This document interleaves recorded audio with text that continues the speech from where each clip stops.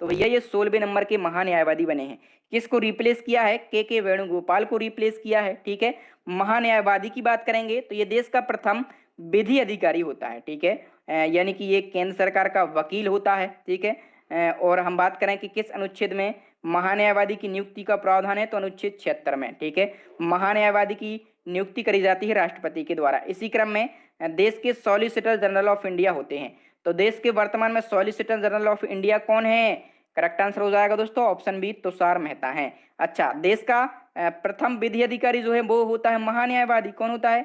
महान्यायवादी। इसी क्रम में देश का दूसरा सबसे बड़ा विधि अधिकारी कौन होता है? सॉलिसिटर जनरल ऑफ इंडिया, जो कि वर्तमान में है तुषार मेहता। अभी बताइए कि कांग्रेस पार्टी के नए अध्यक्ष कौन बन गए हैं? मल्लिकार्जुन खड़गे कांग्रेस पार्टी के नए अध्यक्ष बन गए हैं। और किस राज्य से ये बिलोंग करते हैं? तो कर्नाटका राज्य से बिलोंग करते हैं। अभी बताइए दुनिया की सबसे बड़ी फ्रेश वाटर फिश कहां पर पाई गई है? दुनिया की सबसे बड़ी फ्रेश वाटर फिश ये पाई गई है कंबोडिया में। कहां पर? कंबोडिया देश में। नेक्स्ट क्वेश्चन है, माइक्रोसॉफ्ट ने अपने किस वेब ब्राउजर को रिटायर कर दिया है? तो माइक्रोसॉफ्ट का जो ब्राउजर था इंटरनेट एक्सप्लोरर, ठीक है, इसको माइक्रोसॉफ्ट कंपनी ने क्या कर दिया है? रिटायर्ड कर दिया है। याद रखना, कई प्रकार से क्वेश्चन बन सकता है। इंटरनेट एक्सप्लोरर जिसको अभी रिटायर्ड कर दिया, किस कंपनी का ब्राउजर था? माइक्रोसॉफ्ट कंपनी का। इसको कब रिटायर्ड किया गया? जून 2022 में। ठीक है, कई कमियां थी इसमें, इंटरनेट स्लो चलता था, कई हैवी वेबसाइट नहीं चलती थी, कई कारण थे। ठीक है, इसलिए इस ब्राउजर को रिटायर्ड कर दिया गया। अभी बताइए पीएम मोदी ने श्री संत तुकाराम महाराज शिला मंदिर का उद्घाटन कहां पर किया गया? करेक्ट आंसर हो जाएगा दोस्तों महाराष्ट्र के पुणे में। ठीक है, उद्घाटन किया है जून 2022 में, याद रखना। ठीक है, और हम बात करें संत तुकाराम की, तो ये 17वीं शताब्दी के एक वारकरी संत और कवि थे। कौन थे? ये प्रसिद्ध संत, वारकरी संत और कवि थे। ठीक है, याद रखना। नेक्स्ट क्वेश्चन है, बालिका पंचायत को शुरू करने वाला पहला राज्य बन गया। नेक्स्ट क्वेश्चन है, किस वाहन निर्माता कंपनी ने मीडियम और हैवी कमर्शियल व्हीकल सेगमेंट में देश का पहला कंप्रेस्ड नेचुरल गैस यानी कि सीएनजी ट्रक लॉन्च किया है? तो देखिए दोस्तों, ये क्वेश्चन अभी रिसेंटली पूछा गया था, इसलिए मैंने इसको रखा है। पूछा गया था सीएनजी से चलने वाला पहला ट्रक, इसको किस कंपनी ने लॉन्च किया है? करेक्ट आंसर हो जाएगा दोस्तों, इसको टाटा मोटर्स ने लॉन्च किया है। बी ऑप्शन करेक्ट हो जाएगा। पूछा गया था रिसेंटली, ओके, याद रखना। नेक्स्ट क्वेश्चन है, भारतीय महिला क्रिकेट टीम की पूर्व कप्तान मिताली राज पर बनी बायोपिक फिल्म का नाम क्या है? तो दोस्तों मिताली राज के ऊपर बायोपिक फिल्म बन चुकी है और इस फिल्म का नाम क्या है? शाबाश मिठू। बी ऑप्शन करेक्ट हो जाएगा। और इस फिल्म में यदि हम बात करें कि मिताली राज का किरदार किसने निभाया, तो तापसी पन्नू ने। किसने? तापसी पन्नू ने मिताली राज का किरदार निभाया। नेक्स्ट क्वेश्चन है, पुस्तक भारतीय संविधान अनकही कहानी का विमोचन पीएम नरेंद्र मोदी ने किया। इस पुस्तक के लेखक कौन है? भारतीय संविधान अनकही कहानी। इस पुस्तक के राइटर का नाम है राम बहादुर राय। क्या नाम है? राम बहादुर राय। नेक्स्ट क्वेश्चन है, अमेरिकी राज्य मैसाचुसेट्स की गवर्नर बनने वाली पहली समलैंगिक महिला यानी कि लेस्बियन कौन बनी है? करेक्ट आंसर हो जाएगा दोस्तों ऑप्शन बी, मोरा हेली। नेक्स्ट क्वेश्चन है, केंद्र सरकार ने युवा लेखकों को मार्गदर्शन देने के लिए कौन सी योजना शुरू करी है? युवा लेखकों को मार्गदर्शन देने के लिए युवा 2.0 योजना को शुरू किया है केंद्र सरकार ने। बताइए देश के चीफ ऑफ डिफेंस स्टाफ यानी कि सीडीएस कौन है वर्तमान में? करेक्ट आंसर हो जाएगा दोस्तों Anil Chauhan. B option correct हो जाएगा। सबसे पहले जो सीडीएस पद है इसका सृजन कब किया गया? तो 1 जनवरी 2020 को सीडीएस के पद का सृजन किया गया। और भारत के जो फर्स्ट सीडीएस हैं, कौन? भारत के फर्स्ट सीडीएस कौन बनाए गए थे? जनरल बिपिन रावत भारत के पहले सीडीएस बनते हैं। ठीक है, फिर क्या होता है? हेलीकॉप्टर क्रैश दुर्घटना में बिपिन रावत का निधन हो जाता है और लंबे समय बाद अनिल चौहान जो हैं ये देश के नए और दूसरे नंबर के सीडीएस बनते हैं। इनका नाम याद रखना। भारत की प्रथम आदिवासी द्रौपदी मुर्मू, पूछा जाएगा इनका संबंध किस राज्य से है? तो ये उड़ीसा राज्य से संबंध रखती हैं और ये भारत की पहली महिला आदिवासी बनी है। ठीक है, और पूछा जाए भारत की कौन से नंबर की महिला राष्ट्रपति बनी है? दूसरे नंबर की। पहले नंबर की कौन थी? प्रतिभा पाटिल। इसके बाद में ये दूसरे नंबर की महिला राष्ट्रपति बनी है।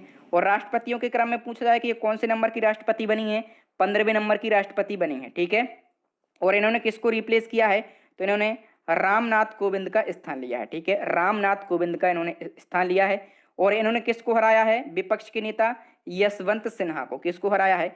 यशवंत सिन्हा को हराया है। यदि आप इस प्रकार से डिटेल में पढ़ते हैं, बहादुर सर से पढ़ते हैं, छात्र हित में पढ़ते हैं, तो मैं गारंटी से बोलता हूं कि आपका सिलेक्शन होगा, 100% होगा, 101% आपका सिलेक्शन होगा। भारत के नए उपराष्ट्रपति भी हाल ही में बने हैं, उनका नाम क्या है? जगदीप धनखड़। ये किस, देखिए ये डायरेक्ट तो एग्जाम में क्वेश्चन नहीं पूछा जाएगा कि उपराष्ट्रपति कौन है, पूछा भी जा सकता है, लेकिन एग्जामिनर घुमा फिरा कर तो क्वेश्चन पूछेगा। ये पूछेगा जगदीप धनखड़ किस राज्य से बिलोंग करते हैं? राजस्थान से। कौन से नंबर के उपराष्ट्रपति बने हैं? 14वें नंबर के। इन्होंने किसको रिप्लेस किया है? तो एम वेंकैया नायडू को इन्होंने रिप्लेस किया है। ये क्वेश्चन पूछे जाएंगे, ओके, और यही आपको पढ़ना है ध्यान से। नेक्स्ट क्वेश्चन है, तेलंगाना की पहली महिला मुख्य सचिव कौन बनी है? करेक्ट आंसर हो जाएगा दोस्तों option A, Shanti Kumari. Next question है, हाल ही में भारत ने ब्रिटेन के साथ किस योजना को शुरू किया है? तो भारत ने ब्रिटेन के साथ यंग प्रोफेशनल स्कीम को शुरू किया है। ठीक है, इस स्कीम के बारे में हम बात करें, क्या होगा इस स्कीम के तहत में? तो दोस्तों हर साल 3000 डिग्री धारक नागरिक जो हैं ये एक दूसरे के देशों में रहेंगे और वहां पर काम करेंगे। ठीक है, यानी कि भारत के 3000 नागरिक कहां पर रहेंगे? ब्रिटेन में, और वहां पर काम करेंगे। ब्रिटेन के 3000 नागरिक कहां पर रहेंगे? भारत में, और काम करेंगे यंग प्रोफेशनल स्कीम के तहत में। नेक्स्ट क्वेश्चन है, हाल ही में किस राज्य में भारत की पहली ड्रोन फॉरेंसिक लैब स्थापित की गई है? तो अभी दोस्तों केरला में। कहां पर? केरला में भारत की पहली ड्रोन फॉरेंसिक लैब स्थापित करी गई है। ये लैब क्या करेगी? जो अनाधिकृत ड्रोन उड़ते हैं, ठीक है, उन पर ये लैब नजर रखेगी और पुलिस बल के लिए नए ड्रोन तैयार करेगी ये लैब। इसी क्रम में एक और क्वेश्चन है कि आपदा में फंसे लोगों को रेस्क्यू करने के लिए ड्रोन फोर्स बनाने वाला भारत का पहला राज्य कौन सा बन गया है? करेक्ट आंसर हो जाएगा दोस्तों option B, Uttarakhand. Next question है, किस राज्य में एशिया की पहली सौर ऊर्जा सक्षम कपड़ा मिल का उद्घाटन किया गया? कहां पर किया गया है? महाराष्ट्र में। और महाराष्ट्र के किस जिले में? तो महाराष्ट्र के परभणी जिले में किया गया। ठीक है, नेक्स्ट वन की यदि हम बात करें तो नेक्स्ट क्वेश्चन है, भारत का पहला ड्रोन स्कूल कहां पर खोला गया है? तो भारत का पहला ड्रोन स्कूल जो है ये मध्य प्रदेश के ग्वालियर में खोला गया है। ठीक है, और भारत का जो पहला ड्रोन स्कूल है इसका उद्घाटन किसने किया है? तो मध्य प्रदेश के सीएम शिवराज सिंह चौहान और केंद्रीय नागरिक उड्डयन मंत्री ज्योतिरादित्य सिंधिया ने इसका उद्घाटन किया है। कहां पर? मध्य प्रदेश के ग्वालियर में। ये भी मोस्ट से भी ज्यादा इंपॉर्टेंट क्वेश्चन है। बताइए, चुनाव आयोग ने रिमोट वोटिंग मशीन का प्रोटोटाइप तैयार किया है। इस मशीन के जरिए किन लोगों को वोटिंग करने का अवसर मिलेगा?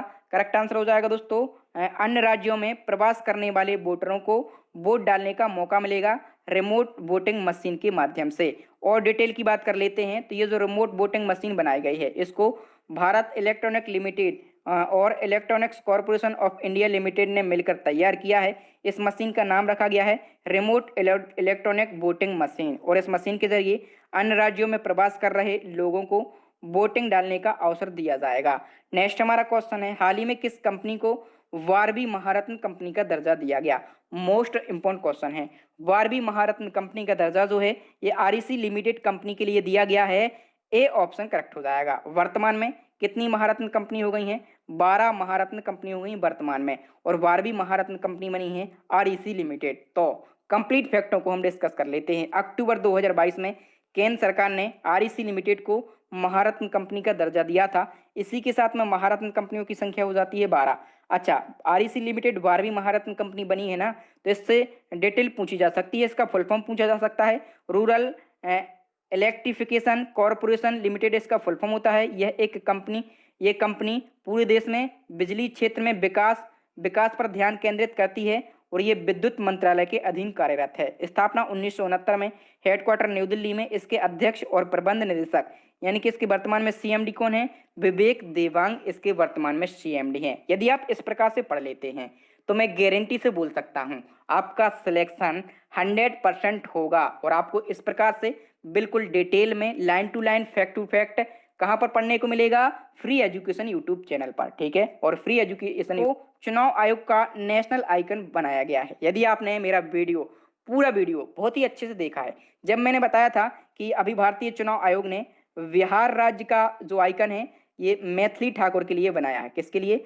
मैथिली ठाकुर के लिए। वहीं पर मैंने बताया था कि नेशनल आइकन किसको बनाया है? चुनाव आयोग ने। ठीक है, अच्छा आप लोग बता ही सकते हैं जिसको बनाया है उसकी फोटो तो लगी हुई है। ठीक है, तो फटाफट से कमेंट सेक्शन में अपना आंसर बताइए और स्कोर भी शेयर कीजिए कि आपने 100 क्वेश्चन में से कितने क्वेश्चन के सही आंसर दिए। प्यारे प्यारे पॉजिटिव कमेंट से कमेंट जरूर कीजिए, और वीडियो अच्छा लगा हो तो वीडियो को लाइक कीजिए, अपने दोस्तों को भाई बहनों को जरूर शेयर कीजिए। न्यू छात्रों से यही कहूँगा, यदि आपको इसी प्रकार का best content time to time चाहिए तो हमारे चैनल को सब्सक्राइब करके बेल आइकन जरूर दबा लें, ठीक है। और